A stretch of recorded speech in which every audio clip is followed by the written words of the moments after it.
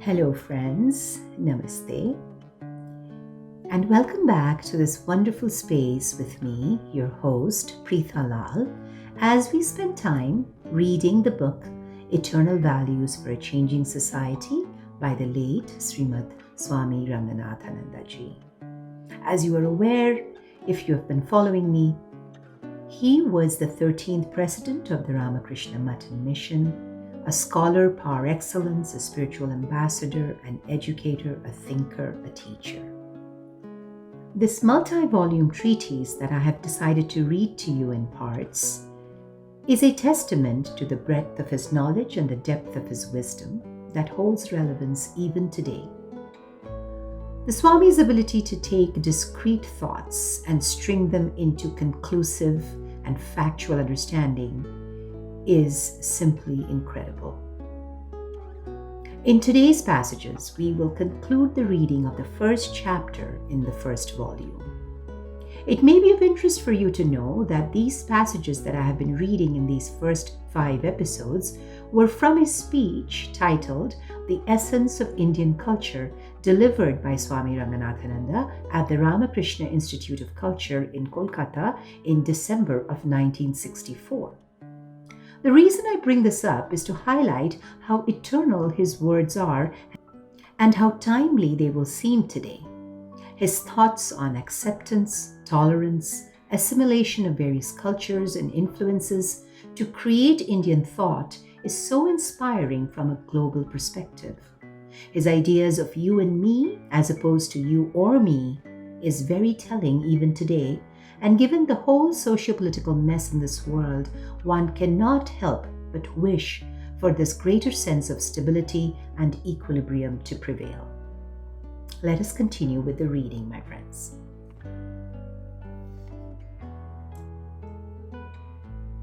The spiritual direction of Indian culture.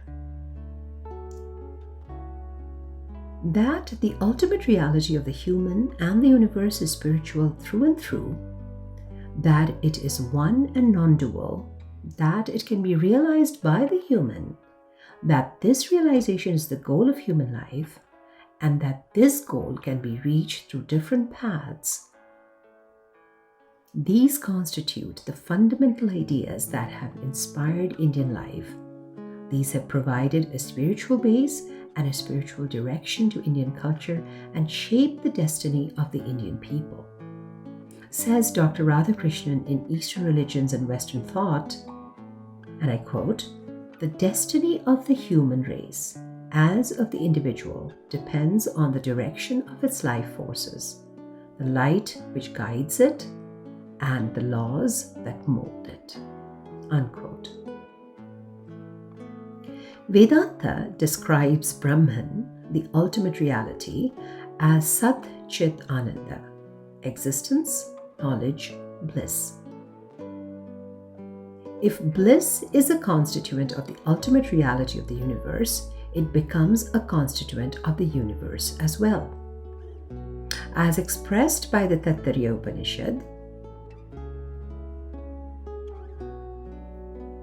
he, or the Brahman, is verily delight. By obtaining this delight, the human verily becomes blissful. Who indeed would breathe, who live, if in the space of the heart this bliss were not there? Indeed, it is he alone that is the source of bliss. The aesthetic component of Indian culture. Vedanta thus viewed the world as a product of the joy of God.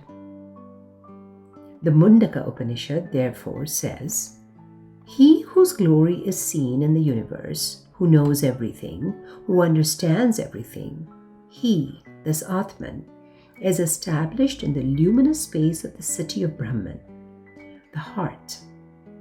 He assumes form of the mind and leads the senses and the body. He dwells in the body inside the heart. The wise ones through realization see him everywhere, the one that shines in the world as the blissful and the immortal." The world is Anandarupam Amritam, meaning blissful and immortal. as the verse puts it. Swamiji continues, stating that the Isha Upanishad describes God as Kavi, or the poet or a seer, the universe, his poem, coming in waves and rhythms. It is in these waves of beauty, in the words of Shankaracharya, the image of God as Nataraja, or the king of dancers, or an embodiment of Shiva, teaches us that the world is the product of the joyous dance of the supreme deity. These philosophical conceptions and religious realizations inspired and fostered the aesthetic mood and the temper of the Indian people and the flowering of their artistic genius. India's contributions in the fields of literature and the fine arts constitute one of the most enduring and fascinating elements in her total cultural legacy. There is nothing of the negatively ascetic about it, though it is largely inspired by the religious motive, for that religious motive itself, as we have seen, was suffused with the values of beauty and joy. Tolerance and universal acceptance. One of the most important fruits of Indian philosophical thought was the broadening of the Indian religious outlook, the discovery of the spiritual unity of all existence, and the emphasis on spiritual realization as the goal of religion fostered interreligious harmony. India has a unique record of combining, in her outlook and behavior, deep religious faith and feeling with broad tolerance and the spirit of acceptance.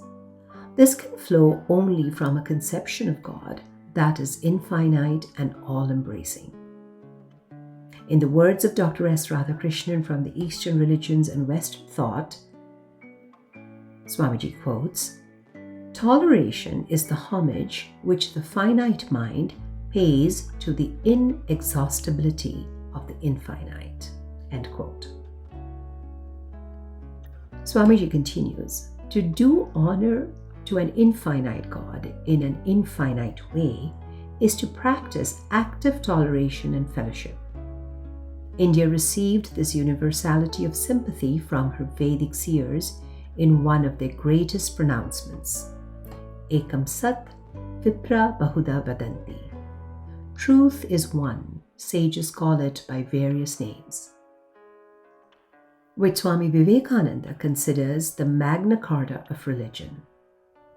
In the wake of the Vedic seers came Krishna and Buddha, Shankara and Ramakrishna, and a host of lesser luminaries, with their powerful voices in support of freedom in religion and sanity in interhuman relations. Says Krishna in the Gita, chapter 4, verse 11. Through whatever paths people come to me, I receive them through those very paths.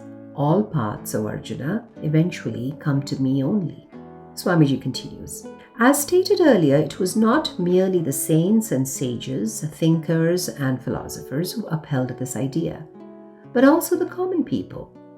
This wholesome attitude was also cultivated by the political state. The most glorious example among a host of kings and emperors was Emperor Ashoka of the 3rd century BC, who inspired this idea through his vast dominions through inspiring edicts inscribed on rocks and pillars. This idea of toleration as acceptance is the essence of Indian culture. It is not dictated by political expediency or social policy. It is the fruit of its philosophy of reality and forms an integral part of its worldview. India's welcome to cultural and religious refugees. One of the most glorious aspects of India's cultural history relates to the treatment that her states and people gave to the religious and racial groups that came to India as refugees. Persecuted in their own countries with their temples destroyed and fellow religionists massacred, the Jews of Palestine and the Zoroastrians of Iran sought shelter in India, attracted by her traditions of tolerance and hospitality. And they found their hopes and aspirations fulfilled, for India received them with love and respect and has continued to cherish them and their faiths evermore. In his opening address at the Parliament of Religions at Chicago on 11th of September 1893, Swami Vivekananda referred to this glorious chapter in Indian history, nay, in all human history, in these memorable words. I am proud to belong to a religion which has taught the world both tolerance and universal acceptance. We believe not only in universal toleration, but we accept all religions as true. I am proud to belong to a nation which has sheltered the persecuted and the refugees of all religions and all nations of the earth.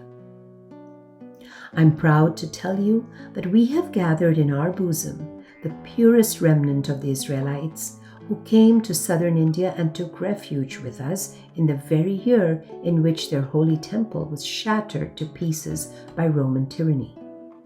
I'm proud to belong to a religion which has sheltered and is still fostering the remnant of the grand Zoroastrian nation. I will quote to you, brethren, a few lines from a hymn which I remember to have repeated from my earliest boyhood, which is every day repeated by millions of human beings. As the different streams having their sources in different places all mingle their water in the sea, so, O Lord, the different paths which men take through different tendencies, various though they appear, crooked or straight, all lead to thee. Unquote. Assimilation and synthesis. A culture sponsored and nourished by such a broad and tolerant worldview cannot be rigid and exclusive. Neither racial nor socio-political considerations form the central motive force of this culture. That motive force is spiritual.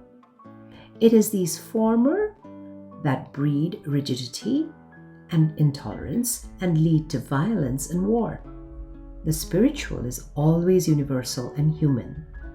Because of this universal motive, Indian religion did not develop an all-powerful church and an exclusive tradition for its protection and sustenance. History teaches us that the rigidity of cultures proceeds largely from the exclusiveness of their religious traditions and political ambitions. Much of this exclusiveness is derived from the awareness of racial superiority. The spiritual motive proceeding from the awareness of the divine in the heart of the human being cuts across all racial, creedal, and socio-political divisions and embraces the individual in his integral wholeness. The love that flowed from the hearts of Krishna and Buddha, Shankara and Ramakrishna embraced humanity not in its segments but in its totality. Rigidity and exclusiveness are the source of perpetual intercultural conflicts. Rigid cultures behave with each other, in the words of Bertrand Russell, like billiard balls, whose only possible mutual relationship is collision. The resilience and adaptability of Indian culture have imparted to it a genius for assimilation and synthesis, which has made for the continued enrichment of that culture and for its impressive continuity through periodic renewals down the millennia of history. Cultural rigidity is the product of the logical view of you or me. India, on the other hand, chose the spiritual view of you and me. In this, she was inspired by her spiritual vision of the one in the many. The fruit of this vision in the cultural field was a peaceful policy and program of unity and diversity instead of an aggressive striving for dull, dead uniformity.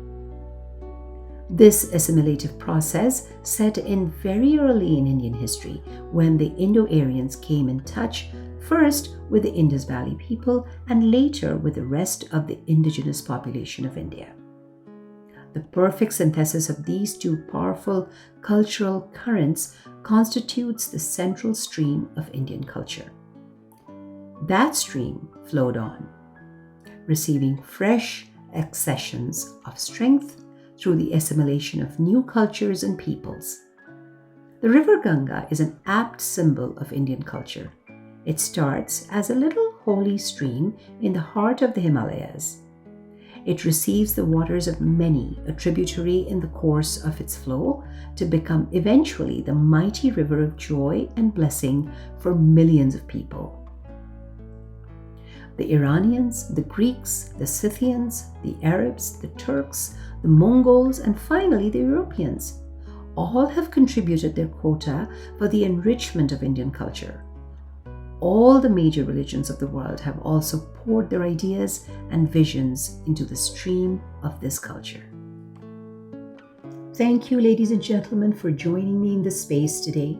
In the next episode, we will begin a new chapter called The Appeal of Vedanta to Modern Man and read some extremely significant passages that will yet again illumine us. Swami Ranganathananda, in this next chapter, gets deeper into the scholastic treatise of Vedanta, Upanishads, the meaning of the word Hindu, and the science and spirituality behind it all. Until next time, this is your host, signing off with much gratitude. Namaste.